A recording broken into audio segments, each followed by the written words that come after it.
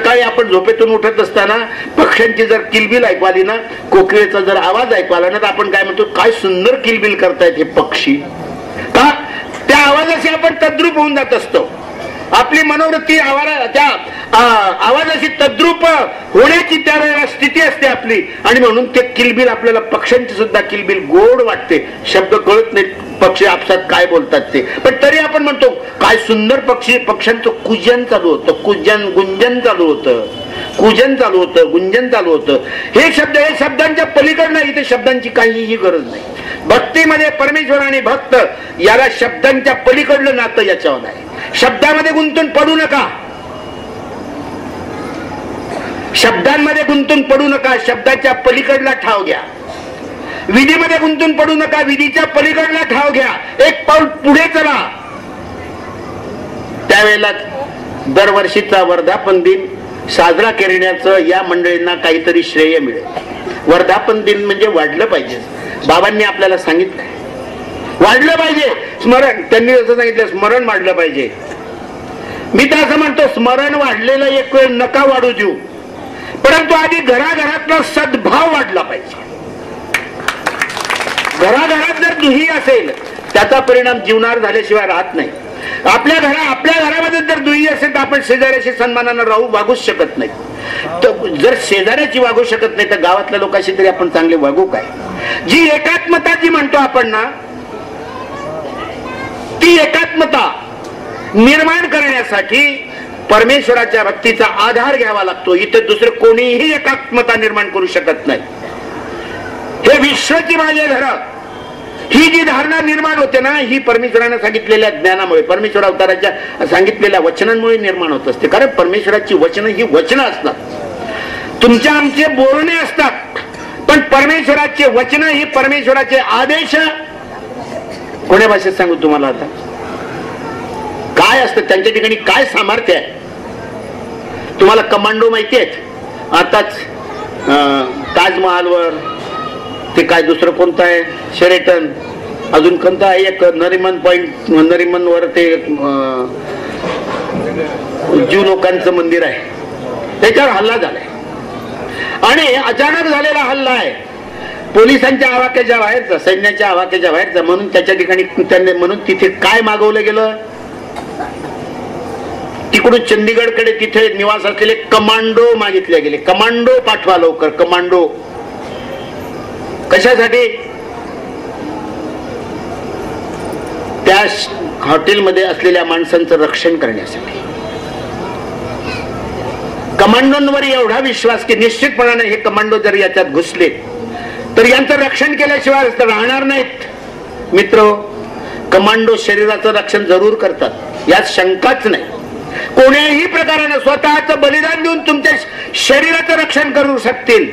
पण शरीर म्हणजे तुम्ही नाहीत ना, तुमच्या शरीरात जो आत्मा आहे त्याच्या रक्षणासाठी तुमच्याजवळ कोणते कमांडो आहेत. शरीरासाठी तर आताही बघा तुम्ही, या मोठ्या माणसांच्या मागे सिक्युरिटी किती असते. सामान्य माणसाला तिथं प्रवेश नाही, त्याच्या भोवती बंदूकधारी किती असतात. काय तर म्हणे त्यांचे संरक्षक आहेत, त्याचे म्हणे कमांडो आहेत. अखेर कोण्या कोपऱ्यातून कशी गोळी येते, कसा मरून जातो त्या कमांडोंनाही कळत नाही. शरीर रक्षणाची जबाबदारी कमांडो स्वीकार करत असतील, परंतु परमेश्वराची वचन म्हणजे हे असे कमांडो आहेत की ते तुमच्या आत्म्याचं संरक्षण करू शकतात. तुम्हाला गरज कशाची आहे, तुम्हाला शरीराचं रक्षण पाहिजे की आत्म्याचं रक्षण पाहिजे. आत्म्याचं रक्षण जर पाहिजे असेल तर श्रीमद भगवद्गीतेचा आदेश आणि भगवान श्री चक्रधरांनी सांगितलेल्या ब्रह्मविद्येच्या ज्ञानाचा आदेश हा आपल्या जीवनामध्ये उतरवा. निश्चितपणानं ही वचना तुम्हाला आत्म्याचे कमांड म्हणजे आत्म्याचं संरक्षण केल्याशिवाय राहणार नाही. आमच्या कृतीनं आत्मा बंदिस्त होतो याचीच आम्हाला जाणीव नाही हो, की आम्ही केलेलं कर्म आहे ना, आम्ही या कर्मानं आम्हाला कोणतं फळ मिळणार आहे हे माहिती नाही, दिसत नाही, आणि पर्यायाने त्या कर्माच्या बंधनात पडत असतो. भगवान श्रीकृष्णाने सांगितलं तरी कर्माणी बंधिनी मनुष्य लोकी, या जीव लोकात कर्म बंधनांमध्ये माणूस जखडून जातो, पराधीन होतो, आणि मग तो त्या पराधीनतेतून त्याची सुटका होत नाही. तो खूप म्हणतो मी तर स्वतंत्र भारतात आहे, कोणची पराधीनता आहे माझ्याजवळ, मी तर स्टेजवर बसून राष्ट्रपतींना शिव्या देऊ शकतो, पंतप्रधानांना शिव्या देऊ शकतो, एवढं स्वातंत्र्य मला मिळालंय. ठीक आहे, मिळालंय, यात वादच नाही. एवढं स्वातंत्र्य मिळालंय, परंतु बोलता बोलता पोलीस आले आणि त्यांनी धरून नेलं तर तुला जेलही होतोय, त्यावेळेला तुझं स्वातंत्र्य जातंय कुठं. म्हणून हे स्वातंत्र्य, असलं स्वातंत्र्य काय कामाचं? स्वातंत्र्य ते असावं लागेल की जे कधी पुढे बंधनात पडणार नाही. म्हणून कर्मांचं बंधन तोडणारं जे शासन आहे, कर्माचं बंधन, तो कर्मांपासून मुक्त करणारी, या बंधनांपासून मुक्त करणारी जी वस्तू आहे, ती वस्तू म्हणजे ज्ञानोक्त भक्ती. आणि त्याचं अध्ययन मंदिरांमधून संप्रेषण या ठिकाणी होते. म्हणून याला यथार्थपणे अध्ययन मंदिर म्हटलेलं आहे. त्यांना माहित नव्हतं राबो साहेबांना की पुढे माझ्या पुढे याला असं रंगरूप येईल. आज मला इथे पाहून आश्चर्य वाटलं. मी आल्या मला राहवलं नाही, मला मी बोलून गेलो. आणि रस्त्यानं आमच्या मिरवणुकीच्या पुढे जी मुलं नाचत होती, टिपऱ्या खेळत होते, जो जल्लोष होता, कृत्रिम जल्लोष कधीच निर्माण होऊ शकत नाही. मौले घातले रडाया कैची आसू कैची माया. त्याच्यात अंतःकरणात प्रेम असेल ना तरच ती गोष्ट शक्य होते. हे जे प्रेम आहे, साधनांच्या ठिकाणी असलेलं प्रेम, स्वामींनी जी 4 साधनं सांगितलेली आहेत, त्या 4 साधनांच्या ठिकाणी असलेलं प्रेम अशा प्रसंगानं व्यक्त होत असतं. आणि म्हणून भाव विभोर होऊन रस्त्यामध्ये सुद्धा नाचतात. काही काय म्हणतील, मला विसरून जातो माणूस, काय म्हणतील लोक, काय म्हणतील, त्यापेक्षा माझा आनंद माझ्या अंतःकरणात मावत नाही. भक्ती आहे, परमेश्वराविषयीचं प्रेम आहे. अशा प्रेमानं परिप्लावित झालेली भक्ती या अध्ययन मंदिराच्या माध्यमातून आपल्या सर्वांपर्यंत पोहोचली पाहिजे. म्हणून अनेक आघाड्यांवर हे मंडळ प्रयास करते आहे. इथं या दिवशी इथे रांगोळ्यांची स्पर्धा, याच्यात लिहिलंय रांगोळ्यांची स्पर्धा काय करते. त्याचप्रमाणे भक्तिगीतांची स्पर्धा काय आहे, गायनांची स्पर्धा काय आहे, लीळा कथनांची स्पर्धा काय आहे, सूत्रपाठातल्या वचनांचे मुखोद्गत करून त्याचं सुद्धा परीक्षा हे घेऊ शकतात. आणि 4 वर्षापासून निबंधाची सुद्धा यांनी स्पर्धा ठेवलेली आहे. मी अशी सूचना देईल, 25वा वर्ष म्हणजे रौप्य महोत्सव आहे असं तुम्ही म्हणताय, तर या 4 वर्षामध्ये जेवढेही निबंध, ज्या निबंधांना 1ल्या, 2ऱ्या, 3ऱ्या क्रमांकाचं तुम्ही बक्षीस दिलेलं आहे, हे निबंध त्या एका ग्रंथामध्ये ग्रथित करून त्याचं प्रकाशन मात्र निश्चितपणाने त्या दिवशी करावं आणि त्याचं समर्पण राबूनच करावं अशी माझी सूचना आहे. कदाचित साहित्याच्या दृष्टिकोनातून मूल्यांकन केलं तर ते काकणभर कमी भरतील, परंतु त्याच्याकडे लक्ष न देता ज्या प्रेरणेनं, ज्या उत्साहानं, ज्या निष्ठेनं त्यांनी ते लिहिले, त्याच्याकडे बघून तरी तुम्ही हा एक 5, 50, 100 पानं गावेना त्यांच्यासाठी खर्ची घालावेत. उत्साह द्विगुणित होईल. प्रत्येकांना ज्यांनी सहकार्य केलं त्यांचा उत्साह द्विगुणित करण्यासाठी या ठिकाणी त्यांना सन्मानार्थ प्रोत्साहनपर बक्षिसं दिल्या गेली. ही सगळी जी माणसं जोडण्याची जी कला आहे ना, ही माणसं जोडण्याची कला या अध्ययन मंदिरामध्ये पुढे निश्चितपणाने असं होईल असा दूरदर्शीपणा मेषरामांच्या ठिकाणी होता. आणि म्हणूनच या परमार्ग अध्ययन मंदिराचं जे ध्येय आहे ते निश्चितपणानं अत्यंत उत्तम आहे. समाजामध्ये ज्या गोष्टींची आज गरज आहे, ज्या त्रुट्या लुप्त होत चाललेल्या आहेत, संस्कारांच्या बाबतीमध्ये आपण 2-3 वक्त्यांकडून ऐकलंय, संस्कार संस्कार संस्कार. काय असतात हो संस्कार? नीतिमूल्यांचं शिक्षण काय असतं हो? नीतिमूल्यांचं शिक्षण, संस्कार काय असतात? साहजिक आहे, आई जसं बोलते तसं लेकरू बोलतं. म्हण बाबा ते म्हणतं बाबा, आई ते म्हणतं आई. संस्कार पाडणारी कोण आहे? आई आहे. पण आज काय झालंय, या गोष्टीपासून आम्ही वंचित होतो. संस्काराचा विषय निघालाच म्हणून एक दृष्टांत देतो. आम्ही यापासून वंचित झालोय. आज आम्ही मुलगा 3 वर्षाचा होतो न होतो तेच त्याच्या भावी जीवनाकडे लक्ष ठेवून, कुणी पाहिलं कुणाचं भावी जीवन, तो म्हातारपणी लाता मारतो की काय करतो काही नाही, परंतु त्याचं भलं व्हावं म्हणून त्याला 3ऱ्या 4थ्या वर्षापासूनच त्याच्या कुवतीच्या बाहेर असलेल्या शिक्षणामध्ये गुंतून टाकतो. दिवसभर त्याला तिथे कोंडून ठेवतो. संध्याकाळी आलं म्हणजे तेवढाच तो आपल्या संपर्कात असतो. जे दोघंही उभयता नोकरीला आहेत त्यांचं तर एक पाऊल याच्याही पुढचं आहे. पाळणा घरामध्ये नेऊन ठेवतात दिवसभर, पाळणा घरात. मौले घातले रढाया कैची आसू कैची माया. ती बाई पैशासाठी त्याचा सांभाळ करते.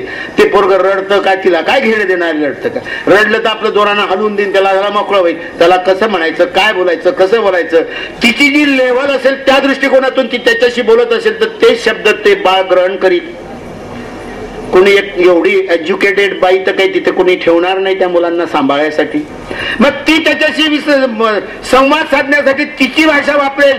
तिची भाषा कोणची असेल, ती जर ती ग्रामीण असेल, जे अशिक्षित असेल त्या भाषेत ती असेल, तेच ग्रहण तो मुलगा करेल. मग ती जर ती कोणा मेल्या मेल्या शिव्या दिले तर ती पोरगी मेल्या मेल्या म्हणून शिव्या देऊ शकते. अशा संस्कारात वाढलेला एक मुलगा, अशा संस्कारात वाढलेला एक मुलगा थोडा मोठा झाला, 4-5 वर्षाचा झाला. 4-5 वर्षाचा होत असताना आकलनक्षम मन असतं त्यावेळी मुलांचं. जे जे काही समोर दिसेल, जे जे काही अनुभवाला येईल, जे जे काही तो ऐकेल, या सगळ्यावर त्याचं जीवन तयार होत असतं. तो तयार होत असतो त्या मुशीमध्ये. आपल्याला त्या दृष्टीने आपण बघतच नाही. आपल्याला व्यवहाराचं पडतं, त्या पोराला सांभाळायला कोणी का ठेवाना, फक्त त्यांना पैसा मिळवला पाहिजे याच्यासाठी त्याची काळजी घेतो आपण. त्यांना पैसा कमवला पाहिजे, खोऱ्यानं पैसा ओढला पाहिजे माझ्या मुलानं, याच्याकडे त्याच्यात येतो. पण तो खोऱ्यानं पैसा कमवत असताना आपली नैतिकता तो गमवण्यासाठी, त्याची नैतिकता दृढ करण्यासाठी त्याच्या अंतःकरणाची मशागत, त्याच्या मनाची जी मशागत करावी लागते तिकडे आपलं लक्ष नसतं. तो विषय आपल्या पुढे नसतो. अशाच अवस्थेतला हा मुलगा होता. याचे वडील वैमानिक होते. वैमानिक होते म्हणून गेले की ते 8-8 दिवस घरी नसत. आले म्हणजे कधीतरी बेटाईम यायचे. त्यावेळेला मुलगा एक तर शाळेत असायचा, नाही तर झोपलेला असायचा, कधी दर्शन व्हायचं नाही. हे म्हणायचे पप्पा कुठे गेले, पप्पा कुठे गेले. आता तुमच्याच भाषेत बोलावं लागेल मला, तेव्हा कळल. नाही तर बाबा म्हणलं असतं मी, पण बाबा म्हटलं म्हणजे आमच्याकडे नजर जाईल, त्यापेक्षा पप्पाच म्हणतो. पप्पा कुठे गेले, पप्पा कोण रे, पप्पा. ते म्हणे पप्पा गावाला गेलेत, पप्पा गावाला गेलेत. मुलाचा नाद. जास्त दिवस वडील जर बाहेर राहिले ना, मुलगा, घरातली सगळी माणसं अस्वस्थ होतात. हो, एखाद्या गाडीवर लिहिलेलं असतं ट्रकवर मागे, पप्पा जल्दी घर आणा. घरची माणसं तळमळतात हो त्यांच्यासाठी. पण हे धंद्याच्या निमित्तानं बेंगलोर जाय, बेंगलोरवरून मद्रासला जाय, मद्रासवरून मुंबईला जाय, मुंबईवरून 15 दिवस बाहेर घालून पुन्हा येतात आणि पुन्हा लगेच दुसऱ्या बाजूला जातात.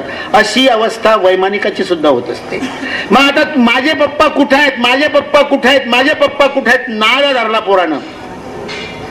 संस्कारक्षम मन असतं की नाही. तो वैमानिक असल्यामुळे त्याच वेळेला जेव्हा तो विचारतोय त्याच वेळेला आकाशातून एक विमान चाललेलं होतं. त्या बाईने दाखवलं, ते पा म्हणे तुझे पप्पा, ते पा तुझे पप्पा. आता ते पप्पा म्हणजे वैमानिक आहेत ते, म्हणून ते विमान दाखवलं म्हणून पप्पा म्हटलंय. जास्त स्पष्टीकरण बाईनेही केलं नाही.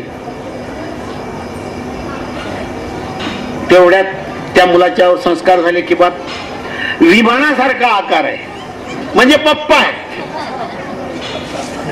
एक दिवस काय झालं, आई आणि मुलगा बाहेर उभे होते. हा दृष्टांत आहे. आई आणि मुलगा बाहेर होते आणि कर्मधर्म संयोगानं त्यावेळेला 2 विमानं चालले होते. आकाशातून 2 विमानं चालले होते. 2. काय म्हटलं असेल त्या मुलाने, आई आई आई आई म्हणे काय 2-2 पप्पा. कारण अरे बाबा, या विमानात तुझे बाबा वैमानिक आहेत, हे विमान तुझे बाबा चालवतात याचं स्पष्टीकरण त्यावेळेला आईला करावंसं वाटलं नाही. त्या मुलाचं जे अज्ञान होतं ते अज्ञान दूर करायची आईची इच्छा झाली नाही. आईला तेवढी सवड नव्हती म्हणून